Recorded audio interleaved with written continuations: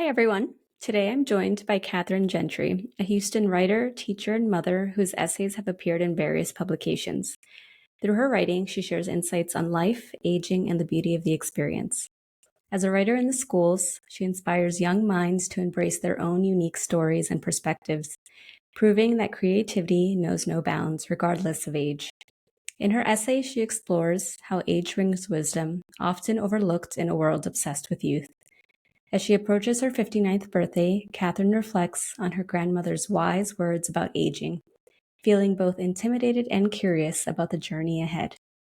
Catherine, it's so great to have you here today. I'm so excited to chat with you about your essay and then learn more about you as the writer behind those words. Thanks. It's a pleasure to be here. Thank you very much. This is beautiful. Thank you for the lovely introduction. Of course. Well, I wanted to get started by asking you, when and how did you become a writer? Were there any specific experiences or moments in your life that inspired you to pursue writing? Yes, I think that I decided I wanted to be a writer about fourth grade. We had to do a poetry notebook, and I just loved it. I did like way more poems that you needed to do and filled the notebook up. And the teacher was like, "That's enough, Catherine." And then the next year we got to write. I did a book and we bound it, and that was very exciting.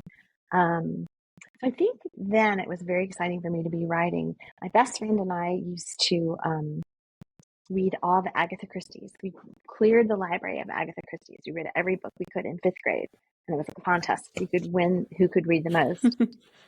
And then I think that kind of inspired me because she also likes to write. And my cousin, who I talk about in the essay, my cousin, when she was little, she wanted to be a book critic. Well, that was pretty ambitious for like a, you know, 8, 9, 10-year old. And we would stay up late when we weren't supposed to, and with a flashlight under the covers, and she would tell me about the books she was reading and give me her critique of them. So I think that kind of inspired me too. Mm-hmm. You know, then, That's awesome. Wow. It's so yeah. great that you started so early and embraced it. Um, and along those lines, what does writing mean for you? Has it changed what it meant for you when you were a fourth grader versus now? It's a great question. Ideally, I think, and as a teacher now, I feel like writing ought to be something that's from your heart. It's putting your story out there. And I always tell my students, it's like people can't see what's in your brain. So that by writing, you can take your story, your feelings, your emotions, and get them on the paper so that other people can share your perspective and find out your story. And then you can hear other people's stories either out loud or by reading them. So to me, I think that's really the essence of why I write and why I really encourage Mm-hmm. other people to write. Yeah, that's beautiful. And it's so great that you've become a teacher. And you mentioned it a little bit in your essay. It seems there's like one interaction that sort of triggered some reflection, but I'm curious what drew you to become a teacher and how it's influenced your writing to be teaching other kids to write on a daily basis. You know what? It really has changed how I write because I'm mostly teaching elementary school creative writing. And I think when you really have to break it down to basics and you have to say, writers write about their feelings, writers write with all five senses, it makes you so aware of like what a cupcake tastes like or what does it look like, or even explaining metaphors, and you'll say, the whipped cream looked like a fluffy cloud or something like that. It just makes you think about the world kind of in a different way, which I think is a lot of fun. And I think I've probably always wanted to be a teacher. I was a lawyer first, um, and my last year of law school, my best friend's sister was teaching third grade, and I had an extra free day, so I volunteered and helped in her classroom. And I remember thinking how fun it was. And oh my goodness, have I made this huge mistake? But I was my last semester of law school. So I was like, well, I kind of have to keep going. But I think throughout my life and throughout my children's lives, and they're grown now, I took every opportunity to volunteer in the classroom. I led several different groups of great books readers. The kids would meet after Mhm. school and I started a little club and we would read stories and they would discuss them and make snacks that look, kind of reflected the book. It was a lot of fun. I think I just really enjoy that. So. It reminds me of being a kid and all the fun activities that you do. And And how sometimes when we get older, I feel like we forget about the little details. I mean, kids are so fascinated by the simplest things, and I feel like we just get so complicated as we get old, but we miss we miss the simple small things that are on our day to day. So the idea of even writing about how a cupcake looks or the texture, I feel like adults should be doing those activities and reminding ourselves to embrace those little things. That's funny you'd say that because I really do think that's true. I think that when I'm focused on that, it makes me, like I say, see the world in a different way. And I feel like if we could all Mhm. kind of go back to our inner, 8, 9-year-old, it'd be a nicer world. We'd be more excited I about know. things, and I think, their Yeah, feelings are just definitely. right there. Yeah. Yeah. I definitely agree with that. So I'm curious, how long after your interaction with your third grader did you reflect and process those thoughts into like this piece, or was it sort of something immediate, or did you take some time to really think about like how that made you feel and then start thinking about your grandmother as well? Think the second. I think it was, third graders are like literally, how old are you? Because when's your birthday? They want to know about your party and that kind of stuff. That's really important to them. I don't think the answer really matters as much. It's just sort of conversational to get to the party or the cupcakes or whatever. So I've had several students ask me, but when she did, I think it really made me start thinking about my grandmother. And when I started thinking about my actual age, it just sort of was like this wave of emotion to realize I'm as old as she was when she said she was that old. Mhm. Maybe not everybody does, but you think of your grandmother as being she's old. People say, "Oh, she's grandmotherly," and you picture like gray hair and cane and stuff like that. And I don't think that that squares with how we necessarily see older people now all the time, Mm. but sometimes it does. People jump to a stereotype, I think, quickly. I think it was scary to think that I was stepping into whatever that stereotype could be. If that makes sense. Oh, that makes perfect sense, especially when so much around us is telling us don't get old. You're like very hesitant to fit into the stereotype that used to be so old for you. I can totally see that hesitation. Yeah, yeah. I think it's really true. And I mean, I think really even young people now are being told, oh, take care of your skin because you don't want to look old. And, Mm. and like my grandmother, they didn't have Botox. I mean, they had hair dye No. and stuff, but do you know what I mean? It's kind of like if you had to be a little more resigned to it. I'm not sure. I think this is a very interesting age to be older because we see movie stars like Meryl Streep or someone like that who, Mhm. to some degree, she is embracing her age in a really cool way and doing all these new projects. And I love that. I love that. I think that might be a way we can segue, I guess, from our old ideas of what a stereotypical older person is to Mhm. newer version of what seeing people for who they are as opposed to who we think they should be by their age. Yeah. Yeah. Oh, absolutely. I love every time I see Meryl or Jane Fonda doing things and I'm like, my goodness, they're almost 80 and they're still doing it. And just today a friend, he's an architect and he's teaching at an undergrad, but one of his students is Mhm. 65 and she's designing Awesome. her project. Yeah, she went back to Yeah. school and now she's designing and she has all this perspective from her lived experience. How cool is that? I love that she Love was like, I that. don't care. She's surrounded by 19-year-olds and she's doing it. So I think it's amazing when people just are like, I'm going to ignore the number and just do what I want to do. I totally agree with you. I think that's really cool. And we tend to like live our lives with people our own ages. You're in college with mostly people your own age, and then, you work. I Hmm. guess work can be a little bit more, but you tend to kind of hang out with people who are your own age. And it's so cool to not, to be with people who are Yes. younger than you are. And hopefully for young people to be with people who are older and kind of gain some insight or a different perspective. I think that's really Yeah, cool. absolutely. Absolutely.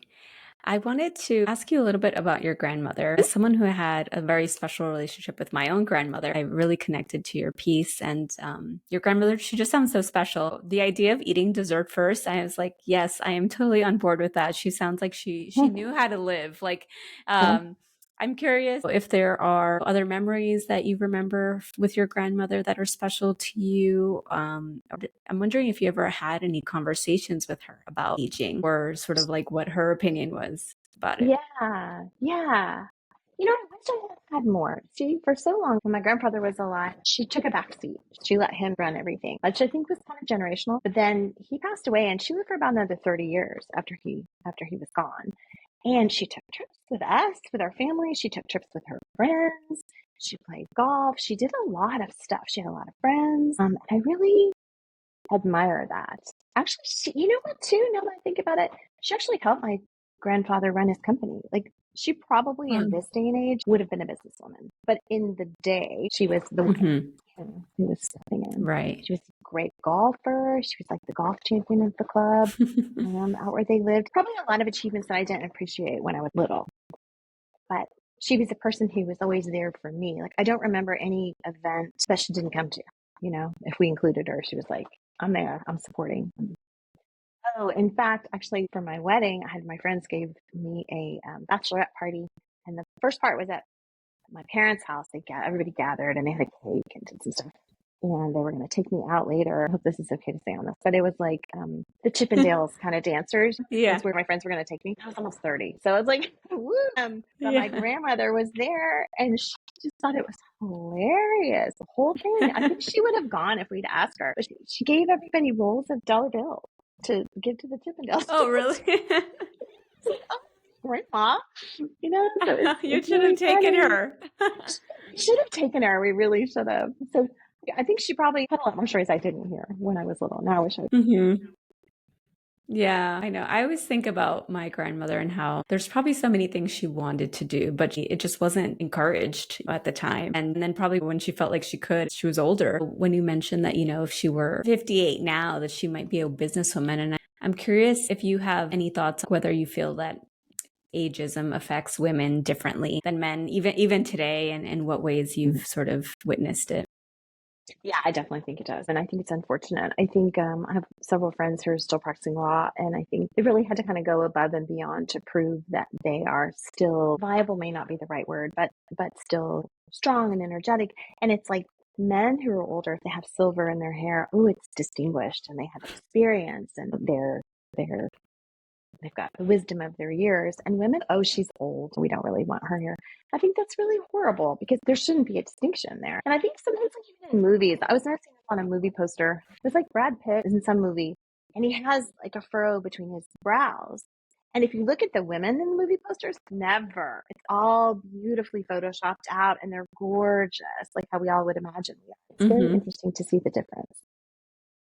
Yeah, I've noticed that too. And I've definitely heard it from family members. I already have grays, but I dye them. But they're like, oh, like men can leave the grays, but women should really dye their hair. Even today, there's still those comments. And I have seen an actor, his hair starts to turn salt and pepper. It's like, ooh. But then, a woman goes gray and it's like all over the media. It's like, oh my God, she's letting herself go now. Yeah. Letting herself go. That is a great expression. Absolutely. Because what does that even mean? Yeah.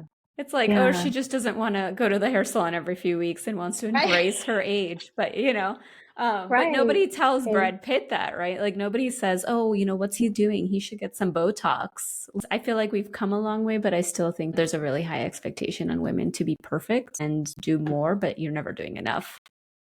It's like Barbie. Oh, and that scene in Barbie. And again, I'm still like, all I do is watch movies. But that scene in Barbie where she turns to the older lady and she says, "You're beautiful." Oh my gosh, I was almost crying.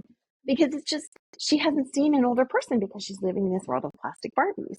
And I think it just would be so amazing if, as a culture, we could say to someone, "You are beautiful. You've lived all these years. You have experience." I have a friend who says, "Every crinkle around your eyes is a smile that you had. And which ones would you give back?" Oh, I love that. Yeah, isn't that beautiful?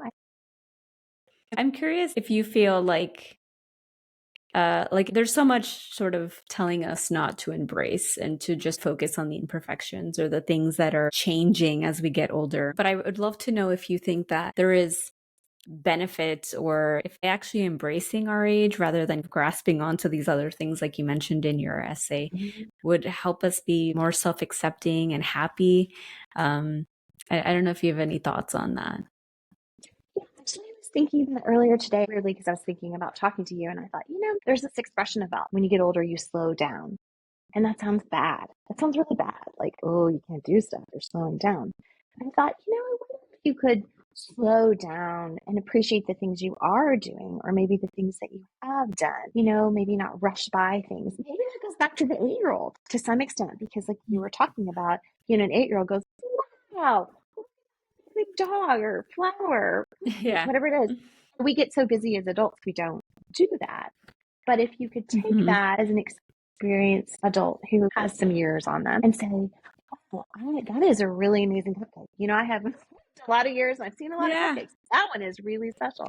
I think maybe noticing things and being more appreciative of Hmm. the people around us is something that I've become more aware of as I've gotten older, that we're all in this journey together and time with other people is really precious. And I was so grateful to get to do this and share stories because it's sort of like you were pointing out, like I probably didn't ask my grandmother enough and get her stories. Hmm. And how cool is it to have the experience to be able to tell some stories that this has happened to me and we can relate to one another and really create a world of empathy and compassion by sharing those stories. I think that's part of Yes. what I Yeah, see. I love that. I mean, that is definitely one of the reasons why I wanted to start this podcast. I think, especially for women, so it can be so easy to feel alone in our experiences, but then to hear, oh, she's also struggling with those insecurities about aging or dating, or she's had these experiences that I can connect to.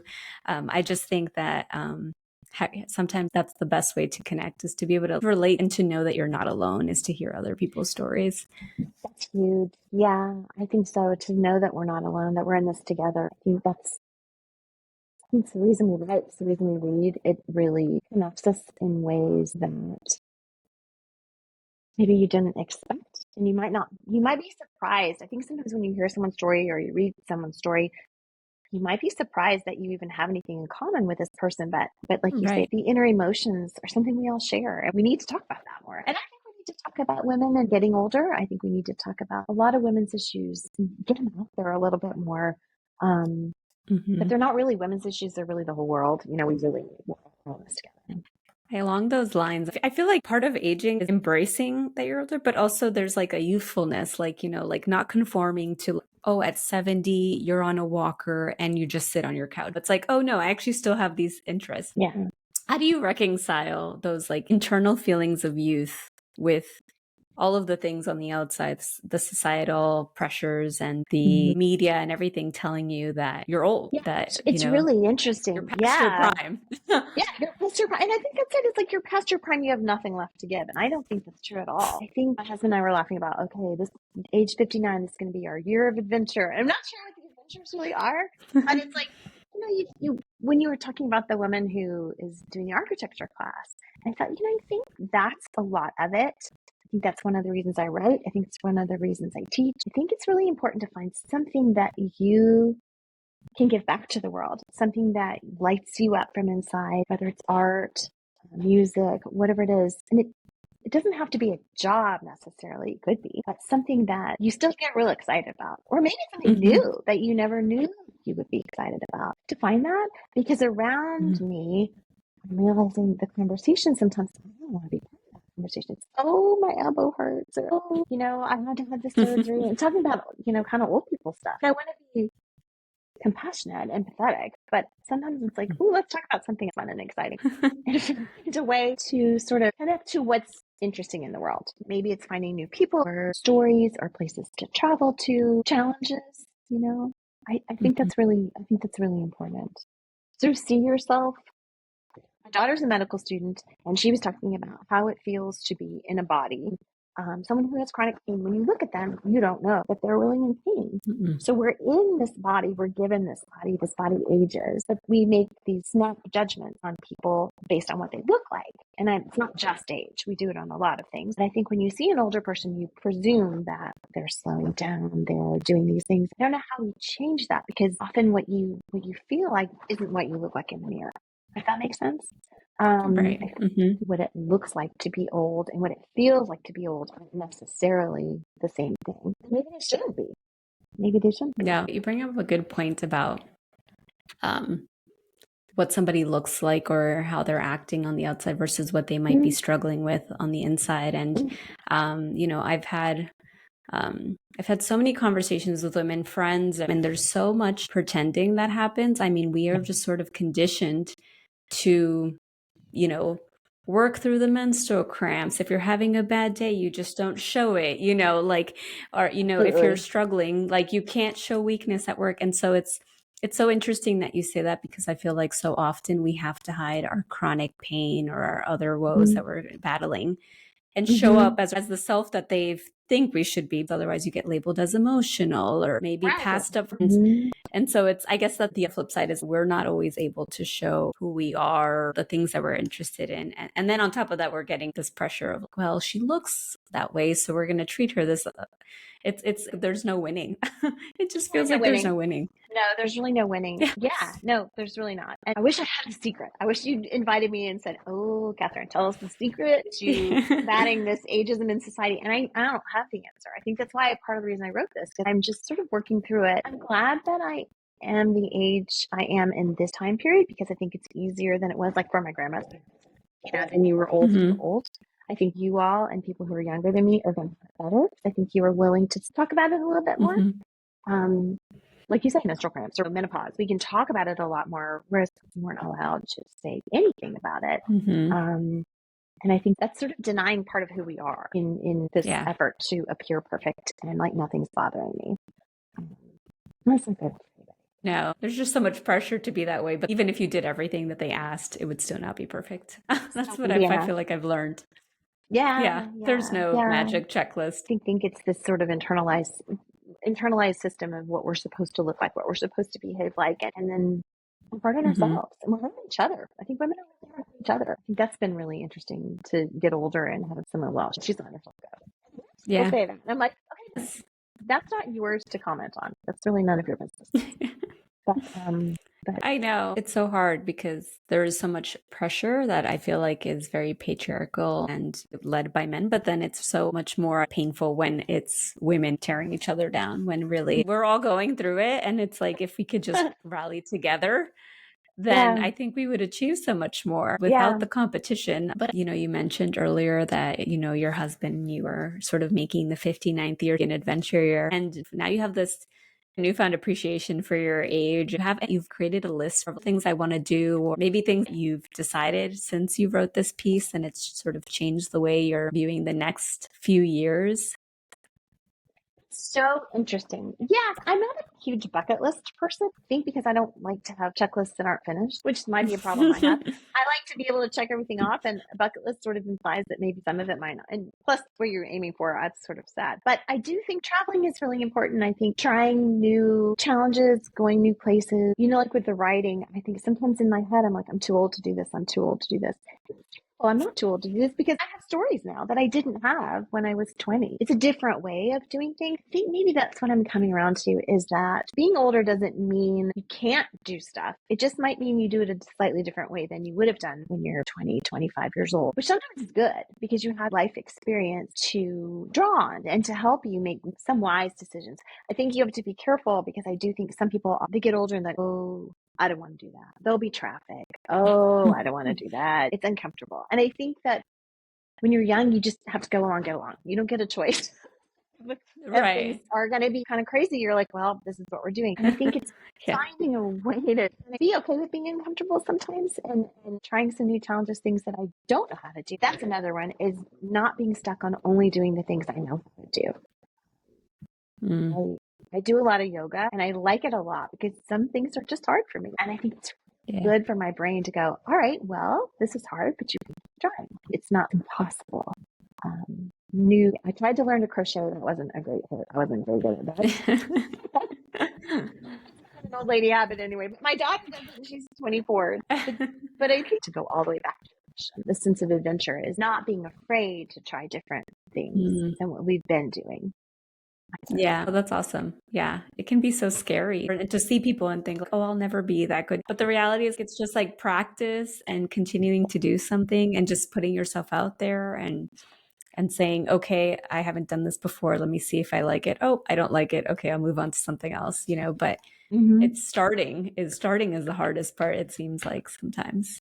Yeah, and I like the way you said that too, putting yourself out there because it's very easy to retreat in and not do Mhm. something different. I think if you put yourself out there with new people, with new situations, and try. And if you don't like it, that's okay too. You don't have to keep doing that, but at least try.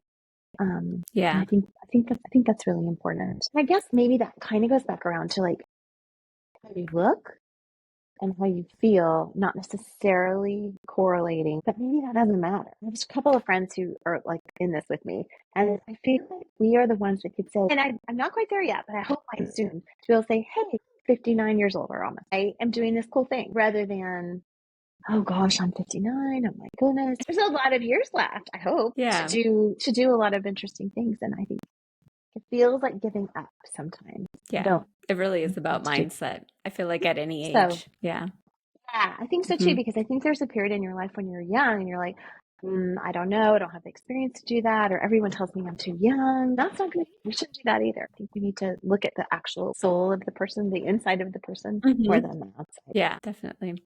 It's funny. Yeah. There was a few months back, I heard this podcast and they had done these studies, and young people were more willing to take risks when they knew that they had like 50, 60 years left, but older folks were not because they're like, well, I only have 10 or maybe 20 years. But when put them in these conditions where they were like, well, you actually have 60 years left, they were coming up with more ideas, like adventurous things. And the Yeah. younger people Yeah. became more like afraid of like, oh no, I only have 10 years, then I'm not going to go like be frivolous Oh. and like, I found it so interesting because they also spoke about when people were older, because they didn't have so many years and maybe not as many, they really like nurtured those friendships, and like they just really were like more concerned with quality friendships versus the young people are like making all of these different friends, acquaintances, not really getting that close. And I just thought if we could all meet each other somewhere in the middle, right, of like, not waiting, yeah, not waiting. But I just thought it was so interesting to like flip these insights, to put these people in these opposite scenarios. But it really is like, we never know how much time. I mean, maybe if they tell you it's 60 years, who knows if it actually is. But I just thought, wow, if we could nurture and like still have those moments of slowing down and taking care of those friendships and those quality relationships, but then also still being adventurous. How do we find that balance? I didn't realize how opposite we think at certain spectrums of our life. Interesting. And what you're saying too about the finding the balance is really interesting, because I think that's really, maybe it's a secret of life, but it is a balance. Yeah. And the thing is, when you try to balance, like if you actually stand and try to balance, it's not like, oh, look at me, I'm balanced. This is it. I found the balance. It's never that. You're always continually having to shift and move, and you might fall out and you have to try again. And I think that happens your whole life. So to find that balance, like you say, between, really good friends and people that you really treasure in your life, and then meeting other people who are so interesting and have great stories and you want to spend time with, and not giving up on meeting new people, but also Yes. treasuring the people that you already have. I feel like you hit on a really good point. I think that's really important. It's really important. Yeah. I saw that study and I thought, wow, it really speaks to intergenerational learning. Maybe once you're hit a certain age, you'll feel more vibrant and more adventurous by having these conversations, and maybe the younger folks will develop more of an appreciation for embracing every year. Yeah. And not feeling the pressure of like, oh no, now I'm 30, oh no, now I'm 40, but rather it's just another year, another opportunity. And every time you have that like significant birthday, you think, oh my gosh, here goes. Oh my gosh, I can't believe I'm having this birthday. And the next day you're like, I'm still me. Dramatically change overnight, thank goodness. But it's funny how you anticipate that. And I'll hear people say, oh, I'm gonna be 25, I'm gonna be 30, I'm gonna be whatever. I'm thinking, oh, just wait. But I'm still doing it, like, and Mhm. the number, I don't know how we get past the number, the idea that you might act younger than people who are your same number. I think that's important to think about too. Like, not all 70-year-olds are going to act the same way. Mhm. Not all 20-year-olds are going to act the same way. So that's sort of important to consider. Yeah, definitely. And thinking about numbers and taking some inspiration from your third graders, if you could spend a day as a kid again, what would you do? What would you like? Yeah, I would have cupcakes for sure. Cupcakes now, so it's really no different. It's funny to watch them, and I thought, I think that I would want to write. I would want to get my best friend, maybe my cousin, either one of them would be fun, and get together and we write this book and we like illustrate it and put it together and do all that stuff without fearing, oh my goodness, will it be published? Oh my goodness, what will people think? But it's like, no, I want to write about a pink unicorn and Alice of Cotton Candy or whatever it is. They're just right. They put it on the page, and I'd like to feel that confident in my creativity that I could just do it. put it out there and not Hmm. worry so much about what the results will be or if I will be judged or graded or assessed or whatever it is. I think that's the part I really envy. I guess if you could take that philosophy into your life a little more, and maybe that is a freedom of getting a little older. I have this friend who is an artist, and she did this really cool thing where we wrote poems and they selected some poets. I was one of them. It was really cool. And then they painted a piece that was inspired by the poem, which is really cool for adults. Awesome. You know, it was like really neat. And then they had an exhibit and I got to read my piece and she got to show her art. It was really neat. And she taught a painting class. And I am not a painter at all. I am really not a visual artist at all. But I went because I thought I want to try something that I'm not good at and sort of see what it feels like if I can just be creative and not worry this is never going to be sold or in a museum or anything like that. But it Hmm. was it was a great experience, actually. It was a lot of fun. I think it was really a good That's good. challenge. Yeah, Did you keep your piece that I you did. I'm made? looking to see if it's in here. Yes, it's behind me. Can I use it? Yeah. It's not very, oh, well, I mean, see, here I am judging myself. It's fabulous, but it's kind of fun. It's so Yeah, cute. I love it so cute. lovely. I think it's beautiful. Maybe it looks like a third grader did it, but I think it's it is important to try stuff, and if you're going to fail, well, try something else. But I do think that that's one of the things we, as older people, we sort of expect. Well, you should know how to do these things. Yeah. This might be going off topic a teeny bit, but I do think it's really interesting that my parents' generation, their parents told them how to do things. This is how you write a check. This is how you do this certain Mm. thing. And that knowledge got passed down because it's important grown up knowledge. You needed to know how to do that.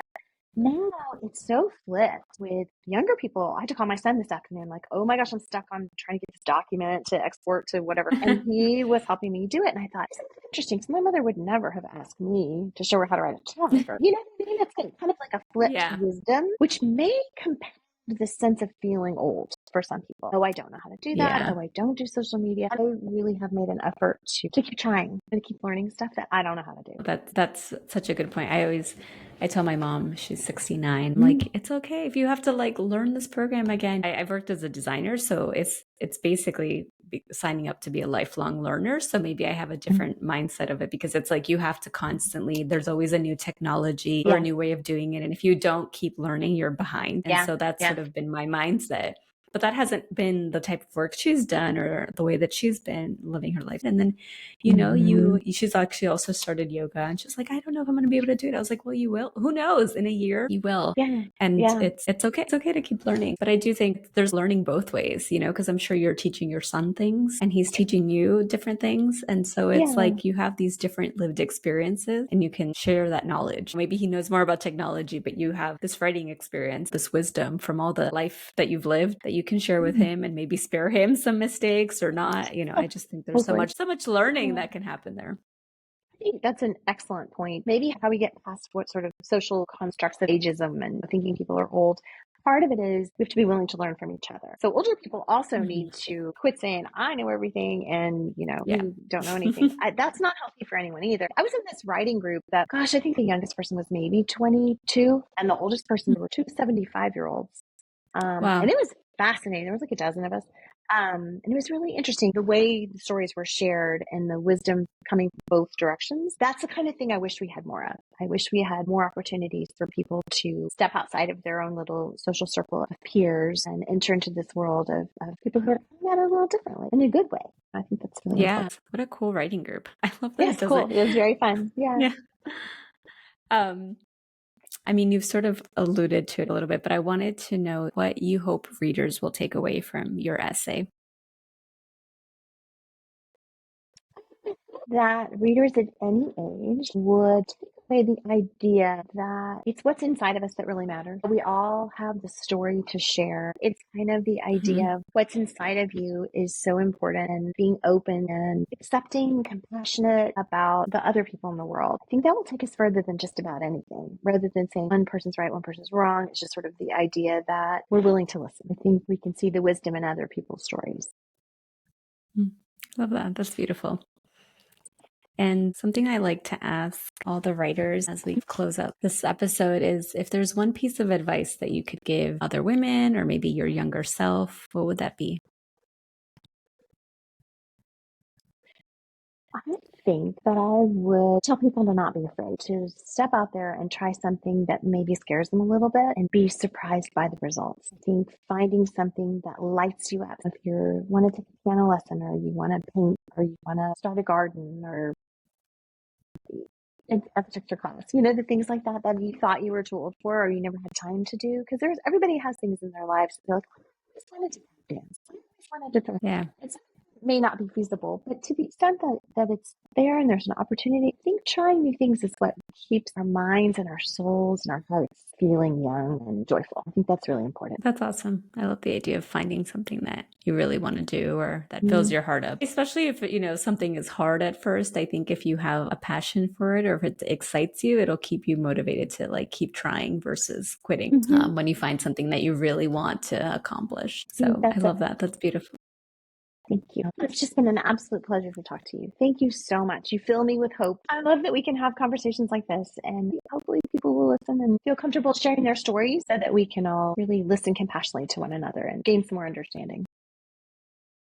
I love that. Thank you so much. Thank you so much for being here and for writing this beautiful essay and for pushing me to be less self-conscious about the number and age and to celebrate it. I feel like I'm already more inspired to like stop being so hard on myself on the day-to-day. So thank you for that. Thank you.